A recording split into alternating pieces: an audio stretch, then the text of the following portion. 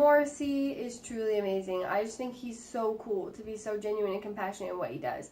And he's the guy you wish was around when you're like so full of passion, you just don't know how to express it. You know, you could be at a loss for words and he would just show up and start singing and say it for you. It's death for no reason. This death for no reason is murder. I hear Peter Dinklage speak and I just wonder how can so much wisdom come from one person, you know? Like when he speaks, it's so profound and genuine and wise. He's like the vegan Morgan Freeman. Is Morgan Freeman vegan? So when I tell people, you know, it's not more expensive and it's easy to find, like, they're not convinced. They ask me, like, are you sure? Like, rice isn't just for Oriental and Latin people because, like, the blood type diet, you know. But when he says it, it's like the sound of your consciousness having a revelation. You know, it just comes from the right place. And I clearly need to carry a clip of him around with me everywhere I go so that people will believe me, because it's like your heart of hearts telling you when he says it. You know, he's like this superhuman spirit of sophistication. So Veronica Mars was vegetarian the whole time, huh? And then she cracked the case of veganism. I've seen a few of her interviews and you can tell she's truly a very caring and compassionate person. And she was vegetarian for over 20 years and then watched Forks Over Knives in 2012 and went vegan, which is just fantastic.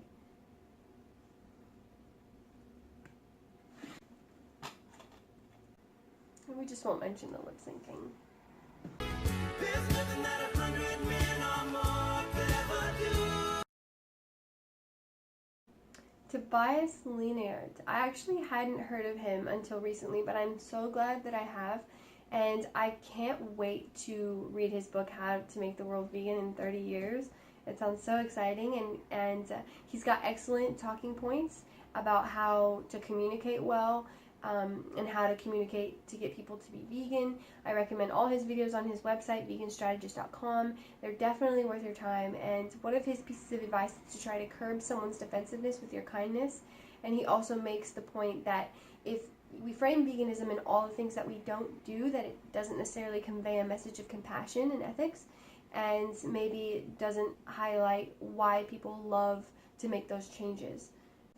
So he poses a question in one of his speeches, and he asks, if you were sitting in a restaurant with two people and one of them orders a steak and then they're going to throw it away, and another one's a millionaire, and he says that if you eat that steak, then I'll give you $100,000, which of course you could then use to help animals, so would you eat the steak? Suppose we're in a restaurant and there's a person saying he has ordered a steak, and he's saying, well, actually I feel kind of sick, and he has taken a few bites, but he's not going to finish it. And let's suppose there's like a millionaire at the table, and he's saying like to you, he knows you're a vegan, well, this steak is going to be thrown away in the trash.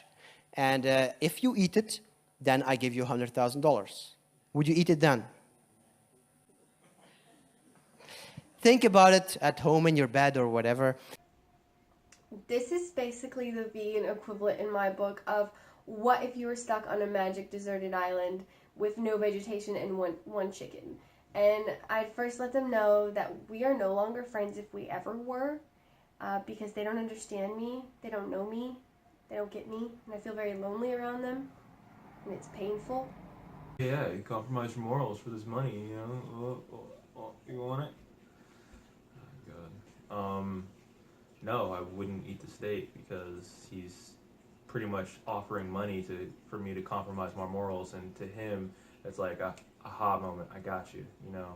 Like, oh, vegans don't really believe what they believe. Everybody has a price, and I'm not willing to, one, compromise my morals for a little bit of money, and two, that gives him the wrong image. I would explain to him like why I wouldn't do it and why I don't appreciate it, and of course not come off pushy or edgy, but I would do it in a really polite way and just let him know like, hey, you know, this is why I don't eat meat, and maybe you should look into it. We could talk sometime. Obviously, if he's my friend, we're going to talk.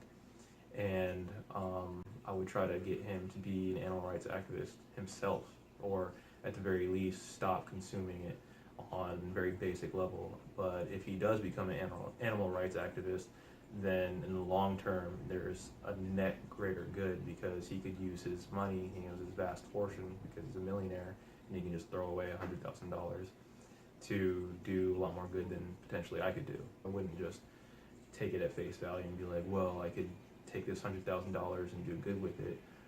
No, there's a greater resource, which is the person that owns the wealth, and trying to get him to think about his actions and how he has a lot more control over what happens in the world than he thinks.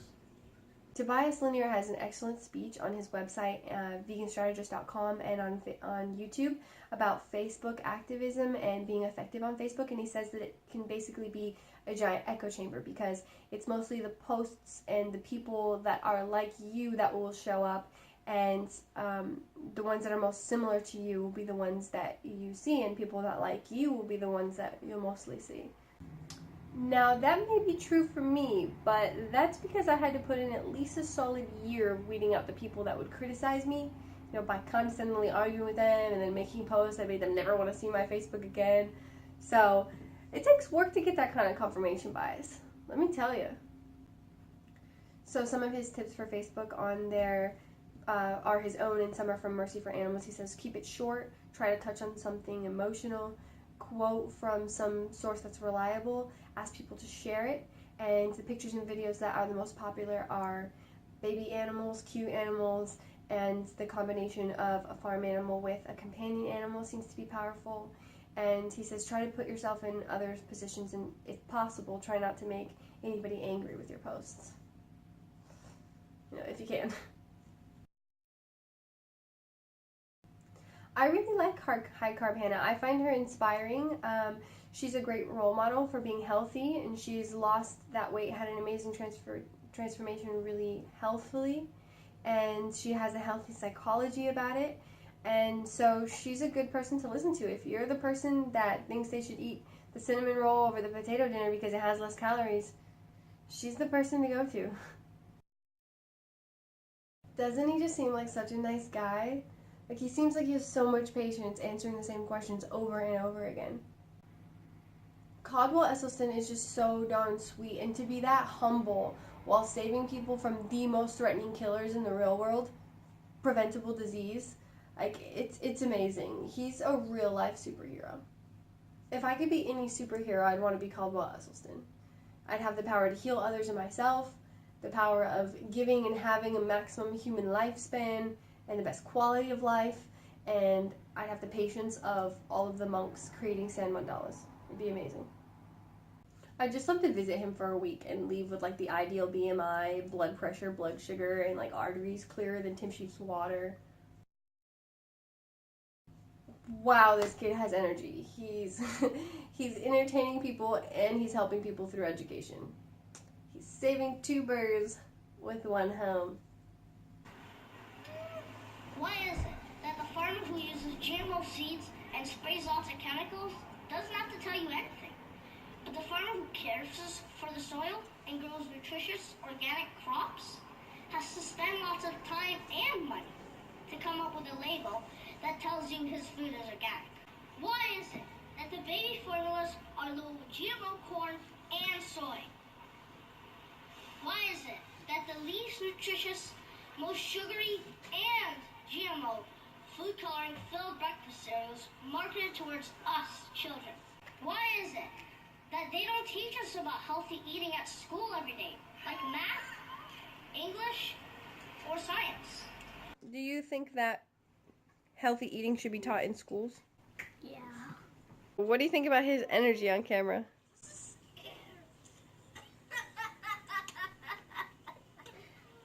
Damn, my electric gun! Just So 3 here. years go by. What did he say? He should have died on the board. What do you tell your friends at school when they ask you how come you don't drink the chocolate milk from school? I asked him, I'm just gonna go sleep on your PS corner.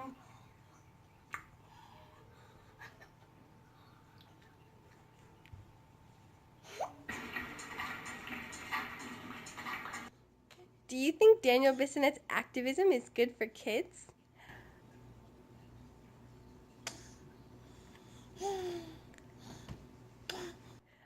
a vegan baby?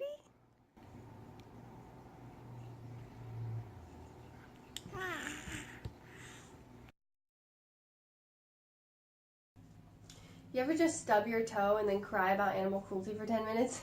You know, because you empathize with their pain. I did. And it would have been nice to know about Sharon Nunes at the time because it's comforting to hear all the work that's being done for animals. You ever just stub your toe and then cry about animal cruelty for the next 10 minutes? You know, because you empathize with their pain? I did. And it would have been nice to know about Sharon Nunes at the time because it's comforting to hear about all the work that's being done for animals. Don't you just wish Ed was like your best friend or at least like your tutor? Like, he's so cool, he's so inspirational. Don't you just wish Ed was like your best friend or at least like your tutor or something? He's so cool. He gets me so pumped when I watch his videos, his speeches especially. And then he'll be so patient, honestly. I don't think I could be that patient with people. Like, I've seen him ask someone a question and they'll give an answer and then he'll ask another question, like really simple question, and then they'll give like the most ridiculous opposite answer to what they just said so that they don't have to admit that their own logic brings them to veganism. And like, I've seen this happen to such an extreme degree. Everybody has a little cognitive dissonance sometimes, I get it, but he's so patient with these people, and I don't know how he does it. I've actually got to meet Nina and Randa before briefly at a Veg Fest, and you can tell they are just the sweetest girls. Like, they help their audience on YouTube. They've spoken for Dr. John McDougall before to help people with their acne story, help people cure their acne, and they're really fun. They make their audience laugh, and they share important information. We just won't mention the Taco Bell commercial thing. Who doesn't love a bean and rice burrito sometimes? Come on. That's how we make our living. We're actors. But our passion is making videos and spreading veganism, teaching people how to become healthy and helping the world. And I think we've had a lot of success in turning people over to this lifestyle, as I think our parents have as well in the last 20 years. It's in our DNA to help people be vegan. We've been spreading veganism our entire life, and we're gonna keep doing that.